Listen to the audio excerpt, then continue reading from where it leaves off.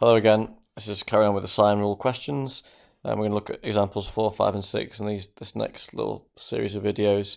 But before we start, we're just going to talk about how it's going to be different finding angles rather than finding lengths. So hopefully we're familiar with our sine rule by now. So we just put a quick triangle up on the screen, quick as I can be with this. You don't need to write this down, you just need to kind of follow along. You can write it down if you want, you're welcome to write these notes as well. Pause it and slow it down, but you don't have to. So non-right angle triangle, again we label A, B and C in these corners.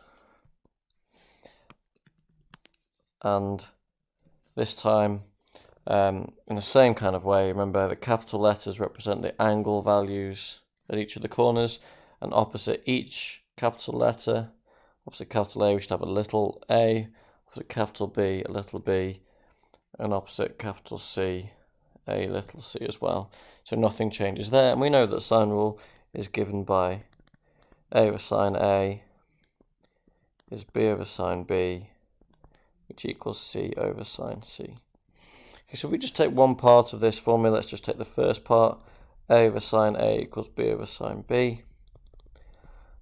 I can, if I want, rearrange this formula to make this a little bit easier for when I use sine rule to solve equations when the angle is what is the thing I'm looking for, the angle is the unknown.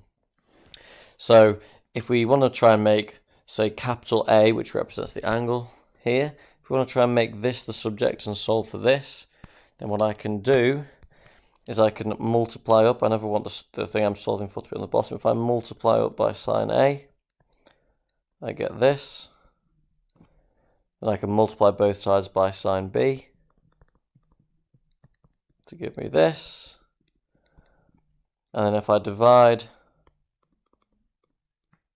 by lowercase b, I will get this. And then if I want to, I can divide by lowercase a. So what ends up happening, if I'm kind of relatively smart with this final formula here and this final formula here are very, very closely linked. The only difference is what I can do, this is just the proof of it. If I want to solve for lengths, this is better up here. But if I want to solve for angles, then this is slightly more useful, because with this formula, I have the angle on the top of the fraction already. And that just means it's slightly easier to rearrange to find those angles. So we'll continue with this. We'll have a little look at question 4. If I just move this out of the way, so you can always go back to this if you remember. You can pause the videos. You don't really need to learn this kind of little proof, but if you're interested in why, you can write it in this fashion here.